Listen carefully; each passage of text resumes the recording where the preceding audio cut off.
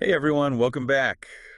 You ready to dive into a story that's going to make The Wire look like, well, child's play? It's one of those stories you can't believe is real, you know? We're going deep into the Baltimore Police Department, a time when corruption was so rampant, it just boggles the mind. And the fallout, man, the fallout. We're not just talking about cops gone bad. We're talking about shattered trust, justice denied, and the long, hard fight to fix a system that seems, well, almost designed to fail. It's a story with national implications. I mean, Baltimore might be the setting, but these problems are everywhere. We're pulling from some really solid sources today, digging into the American Scandal podcast episode on Baltimore police corruption. They've got this incredible interview with Justin Fenton.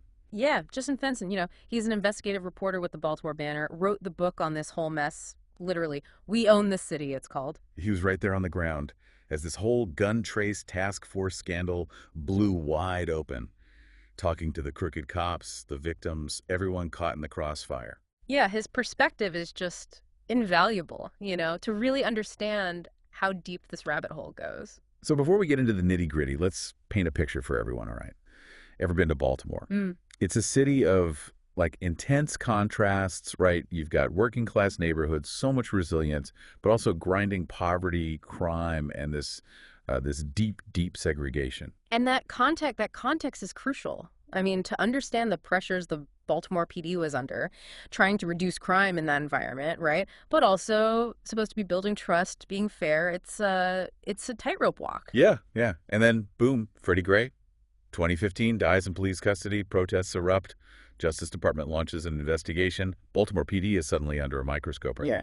But was it like a real turning point or just another scandal in a city that's seen way too many? That's the million-dollar question, isn't it? And it hangs over this whole GTTF scandal. I mean, here you have this special unit created to get illegal guns off the street. Good goal, right? Sounds good to me, yeah. Less legal guns, safer streets is going to argue with that. Exactly, Right. exactly. But it's the how they went about it. That's where things get messed up. Instead of these like smart long-term investigations to take down gun trafficking rings, they get obsessed with numbers. Just guns seized, arrests made, that's all that matters. So it's like quantity over quality, just racking up stats. Exactly, exactly. And here's the thing, right? That shift from doing actual police work to just chasing numbers, it was practically built into how the department worked. Promotions, recognition, even overtime pay, all tied to those raw numbers. Wow. So you're telling me they were basically rewarded for like cutting corners, for not doing their jobs properly. You create a system like that, and, well, you're practically begging for abuse. You reward volume over process, you create blind spots, and those blind spots, that's where the corruption festers. And oh boy, did it fester. Enter the stars of our show, Sergeant Wayne Jenkins and Detective Daniel Herzl. These guys were running this rogue unit, and let me tell you, they weren't exactly angels before they joined the GTTF. Both had a history. Let's just say a history. And what's crazy is the sheer scale of it, the audacity. I mean, we're talking robbing people, planting evidence, dealing drugs, overtime fraud. It was a whole criminal operation, but with It's badges. like something out of a movie, right? Like, Yeah. how does this go on for years? Didn't anyone notice? Ah, there you go, hitting the nail on the head. That's where that blue wall of silence comes into play. Fenton describes this culture in the Baltimore PD where officers were like terrified to report anything. Retaliation, ostracized, career suicide.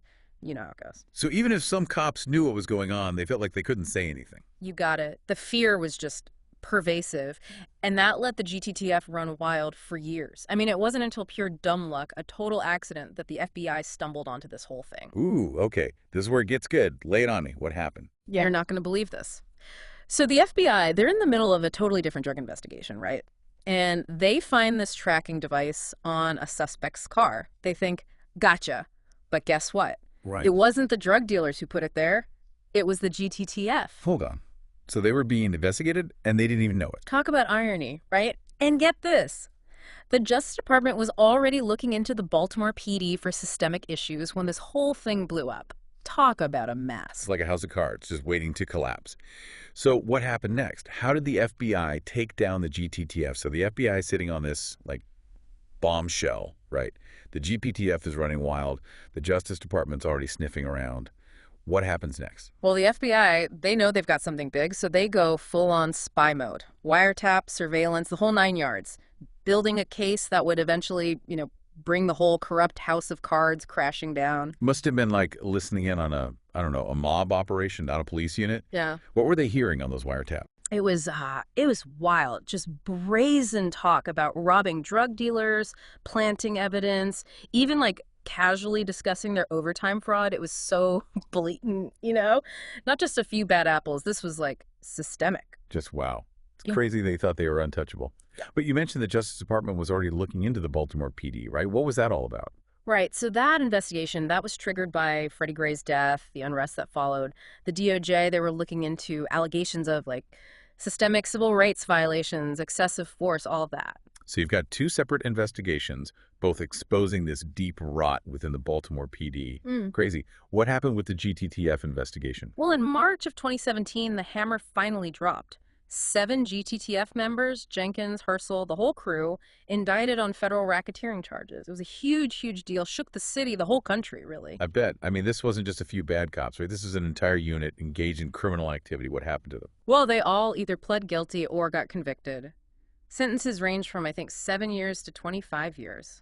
And get this, hundreds of criminal cases got thrown out because of the GTTF's involvement. The evidence was tainted. So real consequences for the cops, but what about the victims, right? The people whose lives were just ruined by these guys. Yeah, the human cost of this whole thing, it's immeasurable. Fenton, in his book, he tells the story of this guy, Umar Burley, falsely arrested, imprisoned for years based on evidence that GTTF planted. He was eventually exonerated thanks to the investigation. Well, at least there's that, right? Not quite. I mean, Burley's case, it got a lot of attention, but there were countless others who were harassed, robbed, falsely accused. And for a lot of them, the damage was already done. Even after being exonerated, Burley, he struggled to get his life back on track. He actually died a few years later. It's a tragic reminder of, how injustice can just ripple outward. It's heartbreaking. Even when the truth comes out, the scars remain. So how does a city even start to deal with a problem this big? Baltimore had to, really confront the systemic failures, right? I mean, besides the criminal charges, the city and the Justice Department, they entered into this thing called a consent decree in 2017. Consent decree. I'm sure a lot of people are like, what's that? Right. So basically, it's this court-enforced agreement between the city and the feds. It mandates all these sweeping reforms to, overhaul the Baltimore PD. It's not about punishing a few bad apples. It's about changing the whole system. Sounds like a huge undertaking. What kind of reforms are we talking about here? It's pretty comprehensive. Changing use of source policies, body cameras, better training on de-escalation, implicit bias, all that. They also overhauled internal affairs to make it easier to investigate misconduct. So the goal is to make sure something like the GTTF never happens again. But is it working? That's the big question. It's a slow process, right? Change takes time. There are some promising signs. Use of force incidents down, less citizen complaints, community engagement seems to be improving. Okay, so that's good news, right? Yeah, there's cautious optimism, but the Baltimore PD, they're still under federal monitoring. This consent decree, it's a multi-year thing, and the department, it's still dealing with a lot of deeply rooted issues. Trust, training, that culture of protecting their own, it's still there. So progress, but a long way to go. Mm-hmm. You mentioned earlier how the GTTF was incentivized to focus on numbers, right? Mm-hmm. How do you even begin to change that kind of culture in a police department? It's a tough one. I mean, you can't just change a few policies and expect everything to be fine. It's got to be a total shift in mindset from the top down to the officers on the street. And what does that shift in mindset look like? Well, for starters, it means redefining success. It's not about how many arrests you make, how many guns you seize. It's about building trust with the community. It's about preventing crime, truly serving and protecting everyone. Yeah, that sounds great, but how do you actually make that happen? Especially in a city like Baltimore where there's so much distrust of the police. It starts with acknowledging the past, right? The history of, systemic racism, discriminatory policing, all that. You can't just sweep that under the rug. So recognizing the past, but also looking to the future, building something better. Exactly. It's about training officers differently. De-escalation, implicit bias, community engagement, recruiting officers who actually reflect the community they serve. And let's not forget the community's role, right? Yeah. People need to be involved in shaping how they're policed. Yeah, for sure. It's about building relationships, having honest conversations, working together to address the root causes of crime and distrust. It makes sense, but it's not just about the police, right? Right. There are bigger societal issues at play.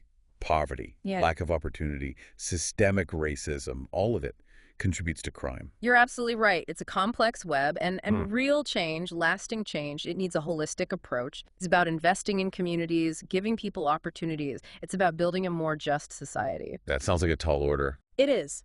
But it's essential. We can't keep putting band-aids on this, you know? We got to address the root causes. Well said.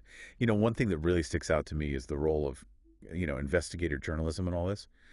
Justin Fenton, his work was crucial in exposing the GTTF. Oh, absolutely. Investigative journalism, it holds power accountable. Fenton's book, We Own the City, it goes beyond just the headlines. It really digs into the systemic failures, you know? It's a must-read for anyone who wants to understand policing in America today. It sounds like essential reading, really, Yeah. for anyone who's ever wondered how something like the GTTF could happen and what it takes to really fix a broken system. We'll definitely put a link to Fenton's book in the show notes. Yeah, it's an eye-opener for sure. It makes you confront some hard truths about power and corruption, but it also, it offers some hope, like a path forward. Okay, so we've talked about the GTTF, the fallout, the consent decree, this long road to reform. But what about the bigger picture? How does this fit into the national conversation about policing, social justice, all of that? It's like, Baltimore, it's just this microcosm, right, of what's going on all over the country. This growing distrust of the police, the calls for accountability, real change, systemic change. Yeah, for sure. The GTTF, they brought to light issues that have been plaguing police departments forever. You know, that code of silence, the pressure to get those numbers no matter what, the lack of transparency. And that title, right? We own this city. It really makes you think, who does own a city? The police or the people who actually live there? That's the core question, isn't it? Fenton's book, it really shows you how dangerous it gets when law enforcement sees themselves as like above the community, not part of it. And I'm sure some of you listening are thinking, okay, this is all heavy stuff, but what does it have to do with me? I don't live in Baltimore. Here's the thing. The GTTF, they might have been in Baltimore, but these issues, they're everywhere. This breakdown in trust between the police and the community, especially communities of color, it's a nationwide crisis. That's a wake-up call, right? We can't just assume everything's working how it should. We got to ask questions, demand accountability. Exactly. Real safety, it can't exist without trust. It's not us versus them. It's about working together, building a system that actually protects everyone. So we've talked about the GTTF's crimes, the victims, the broken system, but, I got to ask, is there hope? Can we actually prevent this from happening again? There's no easy fix, right? No magic wand. But the Baltimore case, as messed up as it was, it gives us like a blueprint. Okay, give me some hope here. What can we do? Well, the consent decree in Baltimore, it's a start. You know, real internal investigations, oversight, holding officers accountable. And we talked about body cameras. They're not perfect, but they help. More transparency. Definitely. But technology, it's only part of it. We need a whole new mindset in law enforcement. Right. Less us versus them, more community partnership, building trust. Yeah, that all sounds great, but how do you actually change an entire culture? I mean, it's huge. It's multifaceted, right? Yeah. Train officers differently, de-escalation, implicit bias, community engagement. Recruit officers who, actually look like the communities they serve. And the community's got to be involved too, right? They have a say in how they're policed. Absolutely. Build relationships, open communication, work together to tackle those root issues that lead to crime and distrust. So what's the takeaway for our listeners? What can they do, even if they're not in Baltimore, even if they're not a cop? Stay informed, get involved, learn about the issues in your community, go to city council meetings, support organizations that are pushing for police reform, hold your elected officials accountable. We all have a part to play in making things better. Exactly. And remember, this isn't a sprint, it's a marathon. There are going to be setbacks, challenges, frustrations, but fighting for a better future, that's always worth it. And that wraps up our deep dive into police corruption in Baltimore. We've covered a lot of ground today, but this is just the beginning, right? There's always more to learn, more to discuss, more to do.